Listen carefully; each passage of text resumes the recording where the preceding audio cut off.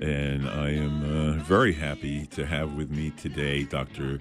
John Hunt, who is a veterinarian from the Bucksport area and who is here because he does a show called Pet Sound, which is on Sunday mornings at 7:30. And he goes over all kinds of topics about animals, and that's what we're going to do today here. We're going to open the lines up here shortly in a few minutes. So if you're thinking, geez, I wonder what's going on with Fido or Rex or the cat or what have you, get ready to call in. So good morning, John. Good morning, John. How are you? Good. Thank you for inviting me. I'm so glad that you're here, and I'm really, really happy that I feel like an idiot, but there in the archives, as I was scrolling down about a month or so ago, I see Pet Sounds, and I think, well, could it be the Beach Boys? and no, it was you with all kinds of very interesting information about your pet, and I thought, this is absolutely absurd. Me being a dog advocate, and I'm realizing for the first time that we have a veterinarian walking our halls. And how long have you been doing Pet Sounds? About 4.5 years. Oh, God. And I must place half the blame on me because I didn't know about you either. So. Well, it's not. The building isn't that big, but it's just, I think it's just finding out I think there's more value and wealth that's sitting in the archives that if you don't know and I don't know and we're programmers, boy, there's listeners out there that are probably going to be very pleasantly surprised on things that they could find. What I do is I come in and tape about 8 to 12 segments, because my segments are only about 3 to 5 minutes. They're very short. That's my whole purpose, is short and concise. So I'll just come in on a morning, and that's why you probably never saw me. Yeah. And you answer questions. Yes. You are specifically questions answering that questions. That clients have asked me over the years, that just kind of wondering about. Some are kind of, silly. Some are serious. It's the kind of, the level of topics is geared towards the pet owners' inquiries. Yeah. Not what I see in research books and things like that. Yeah. What is going on with your own pet in your own home? Yeah. And how do you figure it out instead of just calling your vet and normally it's, well, bring them in. Well, these days it's going online and finding the quote-unquote answer. Yeah, and that's good too. So you were in charge of the Bucksport Animal Hospital. Yep, I bought it 26 years ago, built it up to a full-time practice, and recently retired, sold the practice to Dr. Smith in June. Yeah. So I'm retired from running the business. I coach track at the high school, so that's kind of my job. I've been doing that for years, so I'm kind of emphasizing that in my life, and also doing the Pet Sounds and things like that. Yeah, that's great. Well, we're going to be opening the lines up here shortly. In fact, if you want to call, it's 1-866-625-9378. That's 1-866-625-9378. I can start with a question that I have. My oldest now, Yoda, is he's got dementia, and is certainly wandering about, not knowing, what's going on. What he's, why did I go outside? What, standing at the door? What am I supposed to do? Is there any form of supplement? Is there anything that you can help to do? Yes. Cognitive dysfunction disorder, that's kind of the technical name for senility, is a very real thing in our older dogs. It's very hard for our pet owners to see that, because they see their dog not behaving the vibrant way that they used to. Standing in a corner, messing in the house and they don't know it, wandering around, vocalizing. Cats can do this too. So it's a very real thing, and it sometimes can be very hard. There are some things you can do. One is safety. Make sure you don't allow your dog to wander off freely in the yard, because of the dementia, they may not know where they are and they get lost. There are some supplements. There's one called Colidin. That's it's like an amino acid that helps build up the acetylcholine. I don't want to get too technical, but acetylcholine is the substance that's the nerves use to communicate with each other. So we feel that if you increase acetylcholine with the supplement, that the nerves will fire more and you'll get more awareness. Over the years, I've seen maybe 2 to 3 out of 5 dogs respond a little bit to that. There's another drug that's a more prescription drug, name escapes me right now, but your veterinarian will know, that actually acts on the brain itself, and that sometimes helps too. So there are some options, natural and drug-related options that you can use. As he goes along and worsens, I guess, what should I expect? Well, what the signs you see now will get worse. And you also may see some additional things like the bowel habits and that sort of thing. Yeah. This is a very hard thing, and I want to expand this answer a little bit to dog owners and cat owners that have very old dogs that are starting to fail. One thing I've recommended with people is get 2 jars. 1 jar labeled good day, 1 jar labeled bad day. And at the end of each day, put a penny in whatever day your dog had. Because over a period of weeks, you may not remember what your pet was like 2 weeks ago. So when you have a good day, you forget that last week you had 3 or 4 bad days. So by putting a penny a day, evaluating, you can start seeing in your jar a preponderance of bad days or good days. And that kind of gives you an idea that your dog's having more bad days than good days. And that may help you decide that his life or her life, quality of life is now being diminished more than 50%. And other than the confusion, I guess, it would show itself most in their incontinence or incontinence, standing in the corner, not doing anything, just staring. Vocalizing is a big one. They bark for no reason. They just bark and bark and bark and bark. And that a lot of times that is one of the signs that the owners come in with their old dog with that complaint. So it all manifests differently, just like people. Yeah, and he used to be. Well, I used to close my show with the last call was him calling in howling. That's different. That's and he stopped that. Oh, did he? He doesn't do that anymore, and that was a big part of his personality. Yeah, and you also must consider the senses. Their senses are diminished as they're older, and that may accentuate some of the signs of dementia. In other words, they can't hear very well, or they can't see with cataracts. Yeah. When they can't see, they get very insecure because they don't know what's going on in their environment. And they may lash out, they may run away, they may bark because their senses are diminished. The sense of smell seems to hold pretty long for an old dog. That's one of the senses that they tend to retain. But the hearing and the sight are one of the big ones. Yeah. Our alpha dog who died last year, she was deaf, and it didn't. Since she was in a pack, it really didn't make that much difference, other than when she was out in the field. We used to say, "Who's the jerk yelling for the deaf dog?" And it would get to a point where I realized that I got to flag her in like I'm bringing in a jet at the airport. Just lights or hand signals and come this way, and she was absolutely fine with getting the communication from the other dogs, knowing, we're in, we're out, we're going to do this, we're going to do that. And, and she still pretended to be alpha dog. She still wielded the power. All she had to do was growl slightly, and that would control the energy in the pack at any given time. Yeah, she kept them snookered. She did. She certainly she did just a phenomenal job. So. It doesn't take much. Dog language is so subtle that we miss a lot. Yeah, and she never bit any of the dogs. Didn't have to. No. All she did was just stick her nose in and then move on. And that was, okay. The bitch stole us. That's all you need. I wish we could parent like that.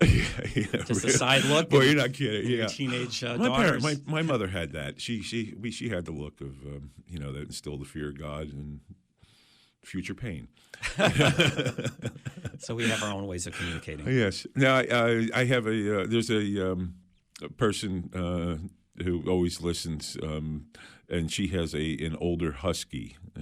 Catherine has, I think it's 18 or 20 years old. God bless her. Yes, and I'm stunned at it. And she said that she thinks it's because the dog is coming from a wolf strain, and about the age there. And but then on the other hand, that a bigger dog goes faster, sooner. Is it just a really lucky dog, or is there something? That's a good question. It's a mixture of things. I would not put the wolf connection high on the list. Mm-hmm. I would put first very good pet care. She probably feeds her dogs very well, exercises them, keeps their weight down, does all the right things a pet owner should do. Mm-hmm. Vaccinate so you're preventing diseases that wears animals down. So that I want to tip my hat off to her as a pet owner, that she should take some credit for this longevity. The other is genetics, just plain genetics. This dog just may have had a good roll of the dice, and if we could trace the family line of that particular dog, which would be hard to do, you may see that family line lives a long time. Mm-hmm. But a husky at that age is extraordinary. Part of that is just luck. Yeah. They're pretty far away genetically from the wolf at this point. Even if he was part wolf, I don't think that would play a huge role. Wolves don't live that long anyway. Yes, that's what I heard. They're only 8 to 10 years because they're out in the wild. Yeah, out in the wild. 469-0500 if you're calling locally, or 1-866-625-9378. This is Dog Talk. I'm Johnny, and I'm here with Dr. John Hunt. If you have any questions about your pet, and I realize that being a veterinarian, it's kind of like Star Trek a regular MD needs to know about humans.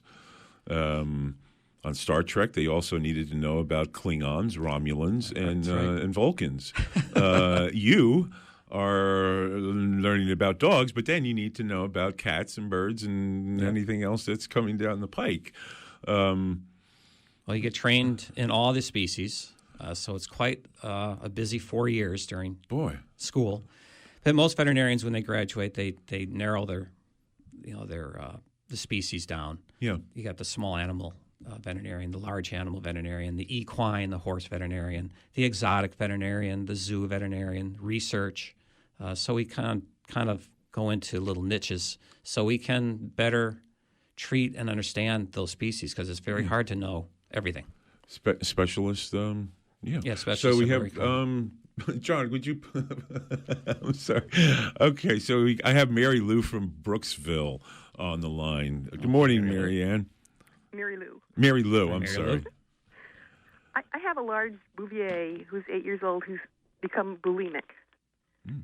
And after he eats, he'll lie down, and then he'll get up and he'll regurgitate everything.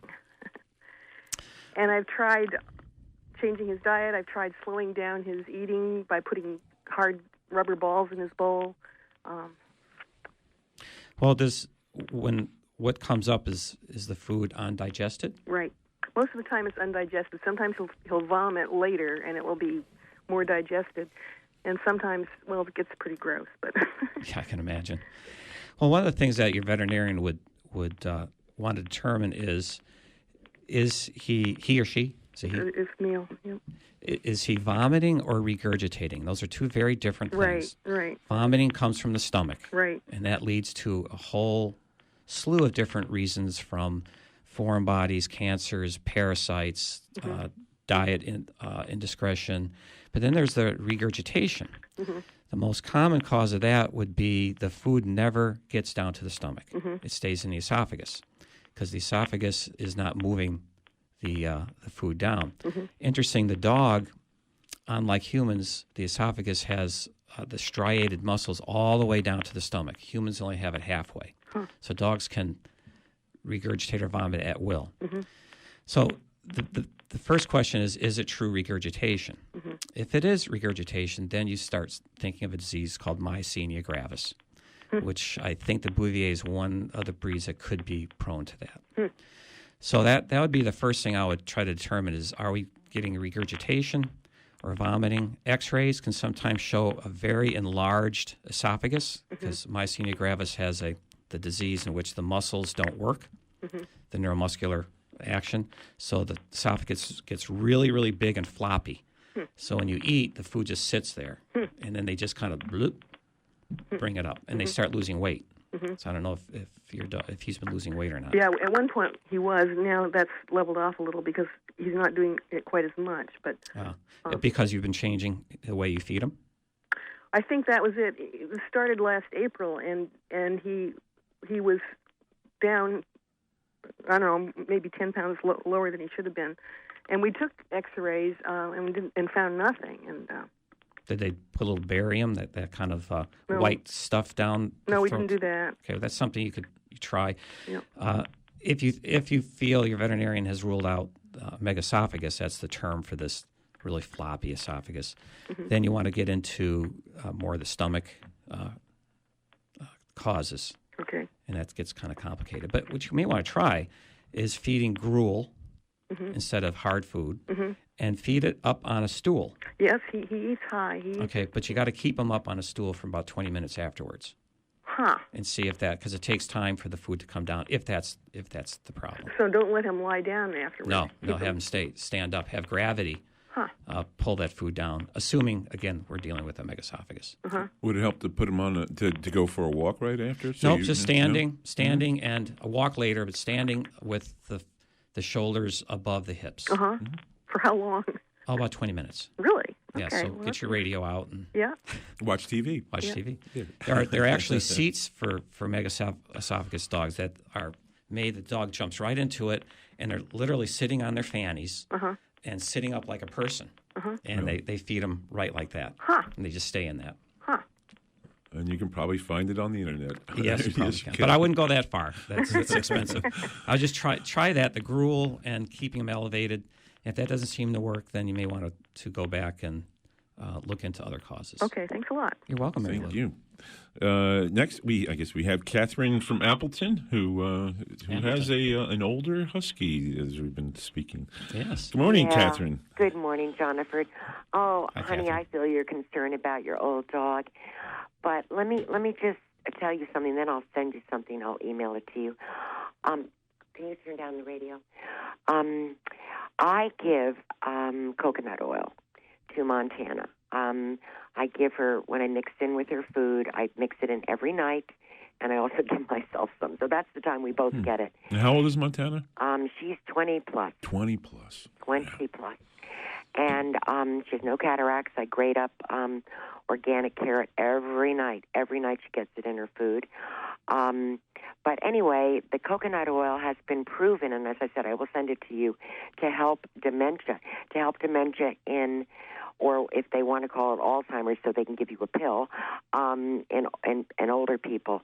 And there's something about the fat, and probably somebody who has retained more about coconut oil than I is listening can probably call in about that. But I give that to Montana, and let me tell you, she's just amazing, John. For one of these days, I want you to meet her. I did that one time in the parking lot. Yeah, but you didn't really get to see her. True. You know, she's just amazing, and I hope I'll have many more years with her. You know, my fear is she's going to be out running on the blueberry barrens and have a heart attack, which I don't know, Dr. Hunt. What do you think? I mean, she's a husky. She just loves to run. She's 20 plus. I give her parsley every night for her kidneys. I mean, I take better care of her than I do myself. Yeah, I was going to say, I hope you eat the same stuff. Yeah, well, I do. You live to be 100. Oh, Catherine's 135, right? I am. Yes, I am. With a 22-year-old dog. And I give her. I'm lucky enough to have the antioxidants right in the blueberries because a friend of mine has organic blueberries. So That's every wonderful. other year, I rake 100 pounds, and so I have 100 pounds in my freezer for, the 2 seasons. She gets blueberries every night in her food, brewer's yeast, glucosamine chondroitin. She gets Bragg's amino acids. She gets chicken. She gets a really good kibble, and she has so much energy. But I think the coconut oil is really something you should be doing, Jonathan. And I think, let's face it, your old dog is showing signs nearing departure. It's just sheer he is, and you just, I know it just hard. Pains you, but try the coconut oil anyway, because it might bring her or him. Is it a boy or a girl? Boy. More clarity in their mind. So True. anyway, I'm just going to leave you with that. I'll send you the video to watch. And what I can say is, whatever you're doing, Catherine, it's working. Yeah, if you came into my office and we had a physical exam, and you told me all the things you just told me, more times than not, I'll say, whatever you're doing, don't change it, unless I hear something that I know clinically would be bad. But you haven't said anything bad. God bless you. You are doing a wonderful job. Okay, Dr. Hunt, I want to tell you something, but I don't vaccinate her. She had all of those when she was young. That would be an issue we could talk another time. But you know what? But you know what? I have my opinion. Yeah. And, yes, I'm sure you do. I don't know. I gave Jonathan a book by Dr. Martin Goldstein, who was schooled in Cornell, veterinary medicine, and he has written a really good book, Dr. Hunt. I think you really should read it. And I wish, Jonathan, you'd have that man on someday. But now Montana's facing a rabies shot, next year, because it's deemed to be done. And I'm just going to call up and tell my vet, please give me a note, and to also, because I'm just not going to give her rabies again. I'm just not going to do it. I'm just not. So that's that. They can come subpoena me, get me what I'm not doing. No, that won't happen. You can work with your veterinarian. Yeah. All right. Good. Very good. Love the show. Bye. Thanks for the Take call. care. Nice talking to you. Okay, and I guess we have another caller. I think it's Amanda from Marion. Are you there? Yep, I'm here. Hey, how are you doing? Hi, good. Hi, Amanda. I just had a question about ringworm. I have 3 cats and a dog, and I came down with a spot the other day, and I'm wondering if that means definitely that I got it from my cats. One of my cats has a couple bare patches on his face, but I thought they were just from fighting, but they don't look like rings like mine does. They just look like dark spots. Like little ball, like hairless spots? Yeah, that are darker skin than the rest of the skin. Ringworm in people, it's called ringworm because on people it looks like a ring. Right. On animals, it's usually a patch of thin or no hair. And it's usually circular. Sometimes it can get a little bit irritated or infected, so it can look like a infection, like a bacterial infection. If you handle your cat a lot, hug them, like we all do, your cat could have ringworm. From what you said, those little patches around the face, very common area for a cat to have ringworm. Would all the cats have it if one of them has it? Very good question.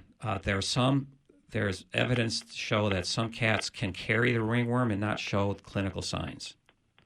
So my dog too.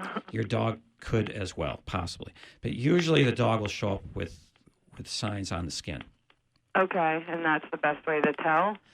Usually. A veterinarian will scrape if they're not sure, because sometimes all lesions can look the same.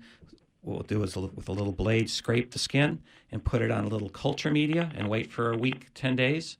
And if it changes color, then we know it's a ringworm. What I would do is before getting into massive prevention, is to take the cat with the lesion to your vet and confirm it's ringworm and treat the cat so the cat doesn't keep giving it to you. Okay. And, of course, you treat your own. Right. And then they can give you also some guidance of cleaning the environment and that sort of thing. But typically, I try to stay real simple with things. Yeah. Typically, if you came in, I would say, okay, let's confirm that this one cat has a ringworm. Let's treat it, and you treat yours and see what happens. Okay. Okay. Yeah, thank you. You're welcome. Good luck. Thanks. Well, we're down near the bottom of the hour. This is WERU 89.9, 99.9 in Bangor, and streaming live at WERU.org. I'm Johnny, and this is Dog Talk, and I'm here with Dr. John Hunt, and he's answering your questions about dogs and cats and whatever else you might be petting there. At this time, yeah. It's 469-0500 if you're calling locally, or 1-866-625-9378.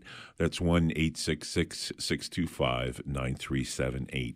Well, as Catherine has shown, nutrition is, I've read that the best thing that you can do for your pet is to give them better food. Absolutely. Absolutely. There's some that just are just not good. There are some real expensive ones that you don't necessarily need. Yeah. So it's really it's really hard for the average pet owner to figure out what the heck to buy. Matter of fact, one of my pet sounds coming up is I don't know when it's going to come, but it's going to be about how you know what a good dog food is or not. We can talk about that a little later. Yeah, and that could go on for our whole show. With the one sentence answer is really stick with good quality name brand foods. Don't go cheap. Yeah. But the real expensive stuff you may not be getting as much bang for your buck. And bring in the ingredients, cut it out, and bring it into your veterinarian if you're not sure. Because you can see you get a lot of stuff online that's not correct. Your veterinarian will be able to tell you if the protein and the carbohydrates and that sort of thing are in a good quality or not. Well, I think we got a couple callers. That's great. Next is Mike from Swansville. Are you there? Oh, I think John. Are you there? Mike, there you are. Hi, Mike. Hello. Hi, Mike. Hello, Dr. Smith. It's Dr. No, Hunt. Dr. Hunt. Hunt, I'm sorry. It's okay. I have a pair of German Shepherds, which I obtained from a reputable breeder, and they are purebred dogs. And it wasn't too long before they started to develop, each one of them, a peculiar symptom, which I've taken them to the vet. And the symptoms is, in one case, that one dog has sort of an exudate around its eyes, this kind of crusty oozing that I can wash off but seems to keep coming back. And then the other one has an ear infection that seems to move from one side to the other. However, so I chase it, it's not ear mites. And I'm able to palliate them with, surface treatments, like I put iodine in the dog's ear, it makes it better. I wash the dog's face, it makes it better. The veterinarian said avoid chicken because it produces an allergic reaction in the dogs, and I did switch to a food that doesn't contain chicken meal or chicken byproducts, and it seemed to help, but it still hasn't made the symptoms go away. I was wondering if you had any knowledge about this type of problem. Well, your veterinarian probably ruled out with the eye problem certain conditions like entropion, which is a turning in of the eyelids. Oh, definitely not that, no. Okay, so these are more like external. Right, we can get crusty eyes with that, but I'm sure that the veterinarians rule all that out. Right. The hint that you give me is the fact that removing chicken from the diet seemed to have improved both your dog's symptoms. Correct. Yeah. Right. Then what I would do is go further into your diet challenge. Chicken, your veterinarian's absolutely right. Chicken is what people have thought. It didn't think, but it's pretty confirmed now. The chicken is probably the number one allergen in our dogs. Gluten is a fad. Gluten isn't as bad as we think. I'm not saying that it's not a problem, but in your case, what I would do is take whatever food you're giving and start eliminating some of the basic ingredients. So if there's a rice base, get rid of the rice. If there's a corn base, get rid of the corn, and start looking into experimenting with your diet. And remember, diet takes 3 months before you decide whether that diet is good or not. Interesting. It takes 3 months. Does anybody in the alternative therapy community out there who might be listening know of any nutritional supplements that might also help in the diet? You got to worry about supplements, and I invite any input with that. But we don't know what's in the supplements. There could be something that they use to mix the supplements that may be an allergen. So. I was thinking simple one-ingredient supplements like garlic or whatever, Right, and you certainly can try those. But remember, whenever you do that, keep track of all this to see if they're doing good or harm or neutral. Thank you, Doctor. Yeah, and good luck to you. Thank you. Yeah, nutrition is so. I'm still trying to navigate through it, and I think I'm getting something good, and no, this isn't what I wanted. Now they're on grain-free and what have you. But we have another caller. Okay. It's Yo from Tremont. Hi, Yo. Good morning. How you doing? Hi, Yo. How are you? I had another question about nutrition. Sure. I've heard it said that you should avoid giving people food to dogs, and that seemed like kind of a vague and overly broad classification. And I thought perhaps you could clarify if that includes things like, say, meat from the supermarket, or if it's meant to refer more specifically to post-consumer waste like plate scrapings, or if it really is only limited to things like Twinkies and other junk food. I wonder about the suitability of grains in a dog's diet, and I also would like you to comment, if you would, on any possible link between giving the dog brewer's yeast and ear problems, ear goop. Thank you for putting on this program, and thank you to everyone for supporting community radio. Thank you. I hope I can answer all these. First, about the brewer's yeast. That is a very good vitamin B supplement. Whether the ear problem was related to that, I don't know, but I have found no proof either in literature or anecdotally in my 32 years as a vet that brewer's yeast will influence ear conditions. Grain, that's another big fad. We think that the dog is very closely related to the wolf, and the wolves don't eat grain, so therefore grain is bad. However, some recent research has shown that the domestic dog has actually changed their genetic makeup to be able to digest starches and carbohydrates through evolution of being domesticated. So grain is not necessarily a bad thing for dogs. And this is fairly recent in a scientific journal I just read, which is fascinating. That's fascinating. So this old adage of grain being bad is really, I put into question. Gluten is a substance in some of the grains, like wheat and stuff. And gluten has been criticized too. But some dogs do better without gluten in their diet, and that's really an individual sort of thing. I'm working backwards here. So now the question about people food. Most veterinarians suggest not to, kind of a blanket statement, to include all the things that you mentioned, because as a veterinarian, we see many, many people coming in, many different walks of life. And the problem with people food is that when you start giving a dog people food, you may be throwing off the balance of the diet. Mm-hmm. You may be giving too much calcium. You may be giving too much fat. You may be giving too much sugar. So I couldn't tell you as a dog owner, yes, it's okay to do people food, because when you go home, I'm not sure what you're feeding, a Twinkie or a meat. Some people are really good with homemade diets. They do research and make sure their diet is balanced for their dog. But most people will do the plate scrapings or the Twinkies or the potato chips, which I'm guilty of. Anything that's floating around. Yeah, and the danger of that is too many calories. They suppress the appetite, so they don't eat their dog food that's balanced. So you get a appetite suppression, and you may get into long-term dietary deficiency.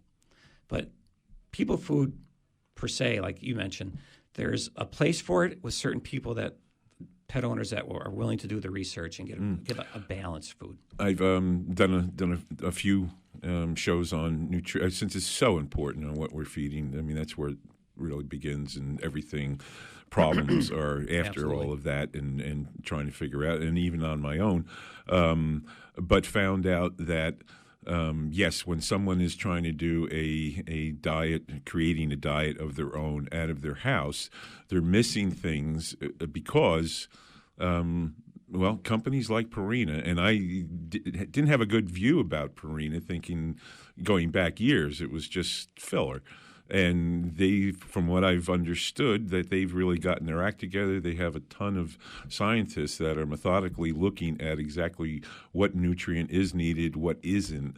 And they certainly have come out with a huge spectrum of specialty foods now. This is just one company, but that's where I've heard there's a problem, as what you said. If you're not a nutritionalist, when it comes to your pets, you're going to miss something, and that something could be something that you could be getting normally in the proper food if you find it. If you realize, this is what I have been looking for. Yeah, yes. Yeah. And with dog foods, commercial dog foods, the proof in the pudding is what your dog looks like.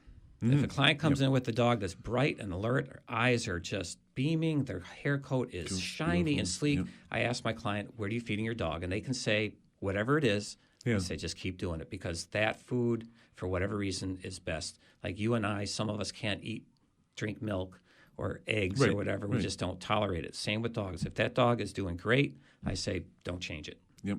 We have another caller. If you want to be in, it's 469-0500 or 1-866-625-9378. That's 1-866-625-9378. Jennifer, you are on the line? Yes. Hi. Hi, Jennifer. Hi. I have a black lab mix, and she's 9 years old. And she's had Lyme disease twice. Most recently, we just took her to the vet, and we were really worried that, at 9, that she seems arthritic and has a hard time getting up onto the bed, where we have to put a little stool for her. And I'm just really concerned. And then I said, well, what if you tested her for Lyme? And she did have Lyme disease. So we gave her the medicine for that, and she seems to be feeling better. The vet said she really looks good. She's, her back legs are really strong and muscular, and we have a lot of land for her to run on, and she's a great dog, but I'm worried about pain that she's having, and I just don't know what to do. We started giving her a supplement of celery pills. And somebody said turmeric, and so I was just wondering if you had any thoughts. I don't know. I know dogs have a shorter life than humans, and I just, Well, that's a good question. Lyme disease is very complex, and we're still learning about it. One of the most common symptoms of Lyme is lameness, but it usually comes on very suddenly and very dramatically. For no reason at all, the dog is lethargic and is lame. And when a dog comes in lethargic and lame, and I check the temperature and they have a fever, I check for Lyme or Anaplasma or Ehrlichia. Those are two other tick diseases that people aren't aware of that can cause these kinds of problems. So I'm glad your veterinarian tested for Lyme, and you said they treated her for Lyme, right? Mm-hmm. If you're still worried about the Lyme as part of of causing the symptoms of your dog, I'm more worried about arthritis. Okay, so if you're not worried about the Lyme, then treating, you're probably okay. The arthritis, keep her weight down. That's very important. Moderate exercise is very important. And then there are a lot of different nutritional supplements. The chondroitin glucosamines can help reduce that. They're like an oil can in the Wizard of Oz, the Tin Man. The oil of the joints is kind of like that. And I am in favor of daily, if necessary, NSAIDs, the anti-inflammatories. There's some very, very good anti-inflammatories you can give your dog every day, and it relieves the pain and discomfort quite a bit. But moderate exercise and weight control is very, very important. You mean anti-inflammatories being like ibuprofen? Right. You don't want to give ibuprofen at all to your dog ever. Aspirin, you can try, but you want to talk to your veterinarian first. There are some veterinary products. Meloxicam is the one I used to use. It's excellent. It's not expensive. And are those prescription? Yes, those are prescription. So you may want to discuss with your veterinarian the different kinds of pain relief for arthritis, as well as nutritional supplements like the chondroitin glucosamine.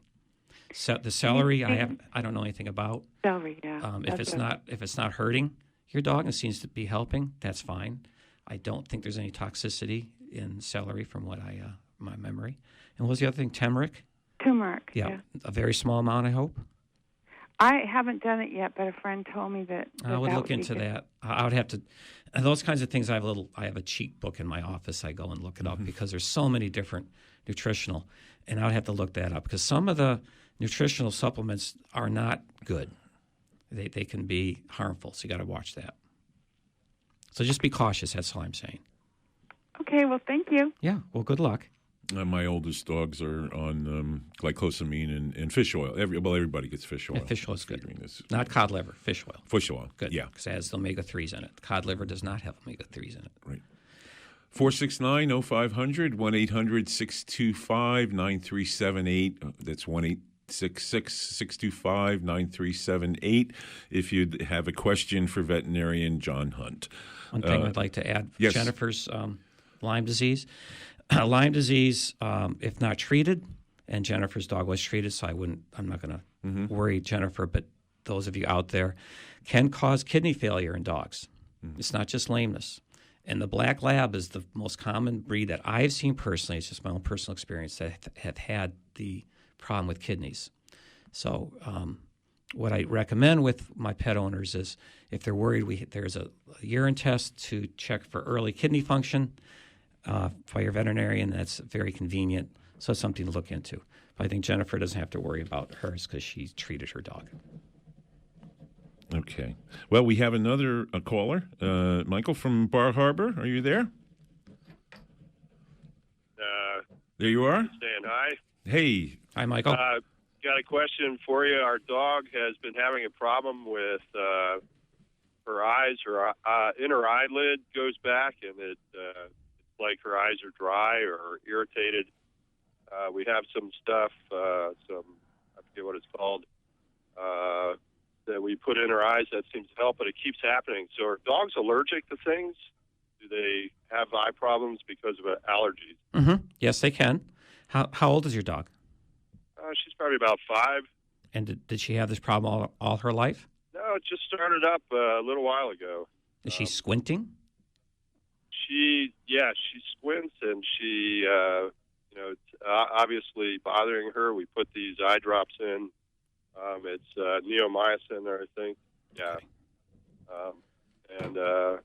It keeps happening, and we're not really sure what's going on with that. Is it gooey, kind of? If you don't treat it, a little bit stringy, she's got a little bit of like runny, a little bit of runniness in her eye. To answer your question, yes, dogs can have allergies showing up as eye problems. They can squint and get crusty eyes and get red eyes. However, there are a lot of other reasons to look into with your dog. One of the common ones that I would look into is dry eye. Yes. KCS. Dry eye typically will come in. It looks like an infected eye. The veterinarian will give you neomycin. And what that does is it controls the secondary bacterial infection that comes in with dry eye, and it helps lubricate the eye, and it looks good. So you go and you're happy. Then you stop, and it comes back again. So there's a very simple test called Schirmer's tear test that your veterinarian can do to test for dry eye. And if it is dry eye, then you need a different kind of medicine. That's a lot more expensive. Yeah, they suggested eye drops, just regular eye drops for dry eye. Okay. And, well, there is neomycin seems to work the best. Okay. If you can control it with the neomycin just by keeping it lubricated, but there's a medicine called Optimune. Okay. Specifically for dry eye, and what that does is it helps block the immune system from shutting down the tear glands. Okay, great. So that'd be something to ask your vet about. Well, thank you very much. You're welcome. Thank you. And we have Catherine again. He's got it written down there. Hi, Catherine, again. Hi, Catherine, again. And I just want the listening audience to know that I am not, against veterinarians at all. Of course I'm not. And a wonderful thing that I want to say is, just a second. Yeah, we weren't picking up any anti-veterinarians. No, just vaccination issue, which is an issue, and I respect 14 it. years ago, Montana woke up one morning and she couldn't even walk. I was just panicked. Immediately called my wonderful vet, Mimi Moore, All Creatures Great and Small, and All Creatures down in Rockland. And she said, get her in. So I lifted her up, put her in the car, brought her in. Immediately they did a Lyme test. She had it. And it was so early that the antibiotics worked miraculously. And to this day, she has and I guess she can carry it, Dr. Hunt, but she has showed no symptoms or signs of that Lyme disease coming back. So I would like you to talk about that. And then I have a friend who has outside dogs, and they're outside dogs, and they're big dogs. And he seems to think, and I'm not saying no to this, that animal fat, like beef fat that you would give birds or something, is really good for them. And it seems to me that he hasn't had any problems with it. However, to me, the way the corporate beef is grown, within 6 months, they're ready for harvest. There's a lot of GMOs and all sorts of toxins go to the fat and what have you. So I don't know if you know about that. But, yeah, so the Lyme disease, can it come back? Is it there all the time? And beef fat for outside dogs. Okay. So I'll listen. Okay. Thank you. Bye. We neither of us had any inkling that you were anti-vet at all. Not one bit. We think you're a wonderful pet owner. You do a great job, and wish I had more people like you that are concerned. Absolutely. And just do all they can for as the a pets. partner. You'd be surprised how many people are neglectful. Yeah. So, or they just bring a dog in and Right, say, here, fix it. Yeah, so kudos to you. After you've given it, fed it, and it's 400 pounds overweight or something, Right. let's put him in a fat farm or something. I mean, yeah. So ahead. kudos to you, Go Catherine. ahead. I'm sorry. Lyme disease, we're not quite sure. There is some evidence that maybe the Lyme bacteria can actually hide inside cells and then come out later. We're not quite sure. So it's really kind of controversial. Getting a dog in and diagnosing early and treating for 28 days with the doxycycline seems to do the trick. They can get it again if they don't have a vaccination, which is another issue that we don't want to talk about at this point. But yes, they can get it again. Even vaccinated dogs can get it. It's not 100%. So a reoccurrence can occur, and the most important thing to prevent reoccurrence is to keep the ticks off your dog. That's the number one way of preventing Lyme disease. The fat. Yes, dogs need fat just like we all do, a certain amount of fat. I would have to do some research on the purity of rendered fat that you get from the butcher or whatever in terms of are there antibiotics, fat-soluble contaminants. I don't know much about that. I would worry a little bit about raw fat. You'd have to be kind of careful with that because some dogs may not tolerate it. You can get pancreatitis, which is a very painful, very bad disease if you give loads of fat with your dog. So you got to be careful with that. If you're looking for fat, I've heard that coconut oil is someone. Earlier on, someone called coconut oil is coconut oil. Awesome. And I've used coconut oil myself, and so that's not a problem with yourself, getting. John? Yes. It's one of the. They said it's one of the most beneficial oils. Of course, this week, So. Yeah. Well, I would continue to do jour. it. Give it to your dog. If it works, that's fine. Yeah.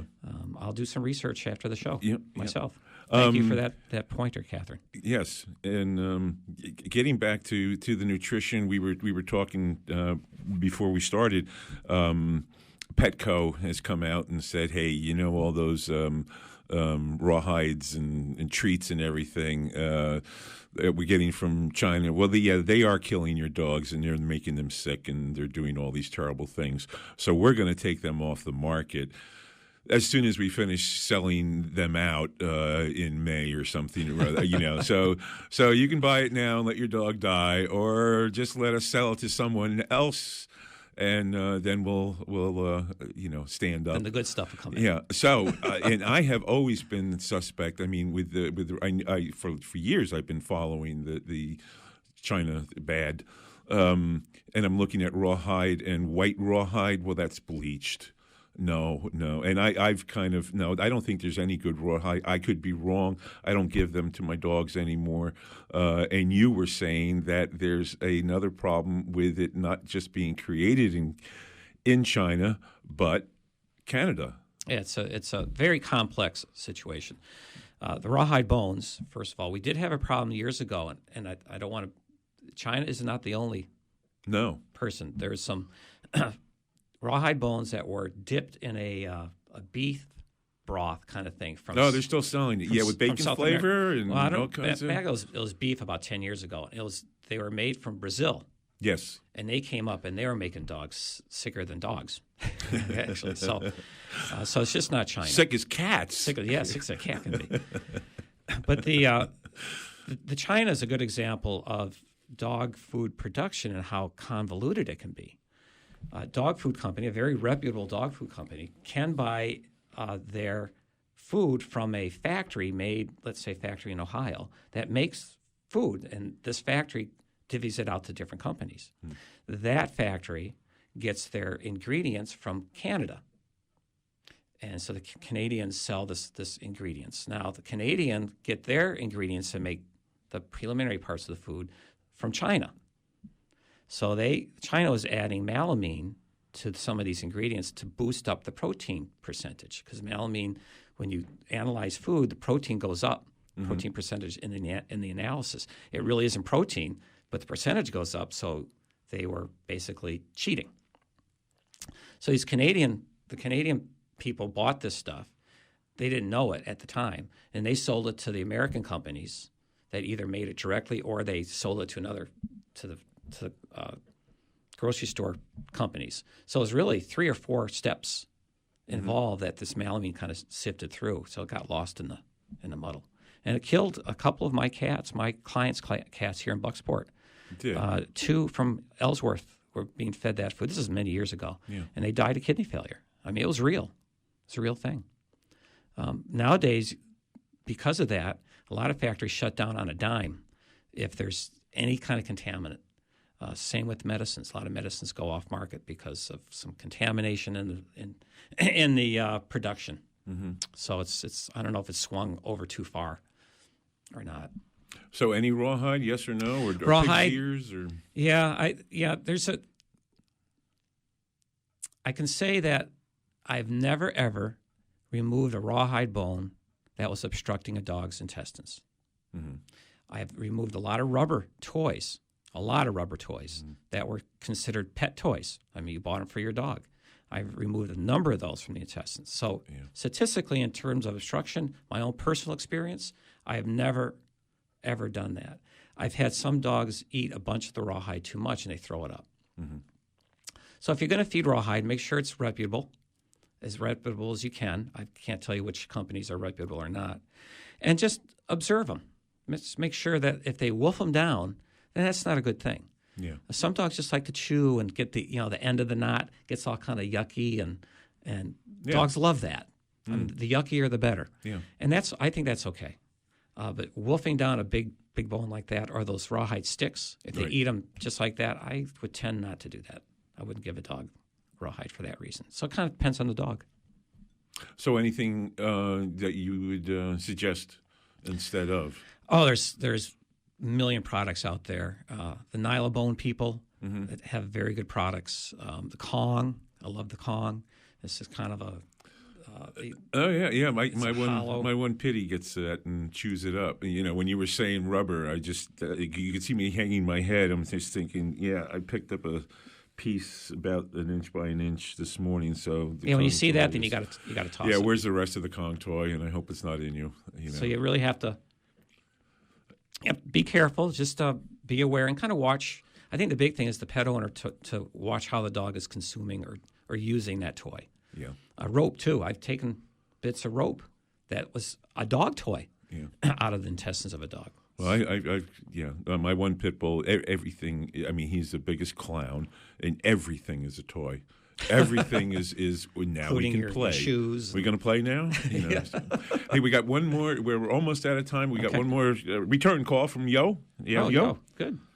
Hi. Yes. Thank you. Yeah. Hi, Yo. You keep talking about products. What about give the dog a bone. Thanks again. Okay. I do that with, the uncooked, the marrow bones, and yep. that's their treat. Okay, here's the problem with those. The real, like the knuckles, the real hard bones, can chip dogs' teeth because they're so hard. So you can get broken teeth from that. The more longer bones can splinter and cause foreign body obstruction and lacerations in the intestinal tract. And if they aren't properly cooked, they can carry Salmonella, E. coli. So those are. No, I have never cooked mine. So you're kind of playing with fire.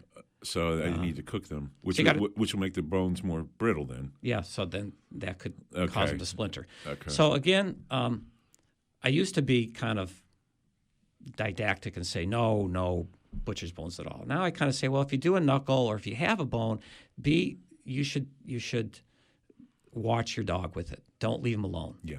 If you're in the living room watching a movie and you give him that bone, then watch to see what's happening. Because it starts splintering, you got to get rid of it. Right. The knuckles is my favorite because even though you can get a broken tooth, it doesn't splinter as much. So generally I say no, but if you're going to do it, because people still do it, just be kind of a babysitter. Yeah. And we're virtually out of time. One thing that I will say, it's happened about 3 times with me that the bone, I normally have them cut about 2 inches or so.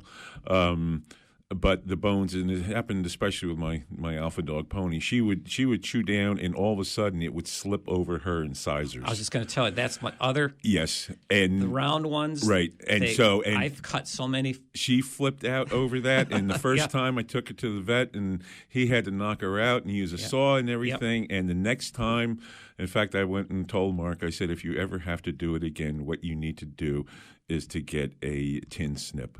And you put that in underneath and snap it once, and it always breaks in 3 pieces. Yeah, that's good advice. But that is the most common problem. It works. Yes. Wow. And boy, they don't like it when they're. No. Oh man, talk about a freak out. That's what anesthesia is all about. Yeah. Well, I guess we've done an hour here, and that has gone really fast. Yes, it has. Thank you. And I don't think I've done a show where I've had more calls. Oh, wonderful! Just backing up. Well, if you want me to come back again, just let me know. Absolutely, yes. This is needed because there are so many questions. And, excellent questions. Nothing's closer than the health of our pets. Yeah. You have a good fan club too. Yeah, I hope so. You do. Yes, very good. We're talking about my dogs, right? Yeah, too. Yeah, and the people. We'll include the people too. Yes. Well, this is Johnny. This has been Dog Talk. I've been here with Dr. John Hunt, and it's been a very good show, and we will definitely do this again. So until then, hey, give your doggy a hug or cat. Let the dogs out. Dogs are everywhere, almost everywhere that I go. I love my dog as much as I love you. I'm gonna buy me a dog. A dog? Why? 'Cause I need a friend now. How much is that dog in the window? I'm just walking my dog. You're listening to WERU 89.9 FM in Blue Hill and 99.9 in Bangor, streaming online at weru.org. We're listener-supported, volunteer-powered, and a voice of many voices. The National Weather Service has come out with a Saturday winter storm possible advisory. Down east in the Hancock area, we're looking at the possibility of 8 or 9 inches, according to the Weather Service. That's all bound to change. Stay tuned for On the Wing. Support for WERU comes from the Grand, presenting the main premiere of Gringo Trails, with a question and answer session with the director after the screening on Thursday, January 29th at 7 p.m. grandonline.org.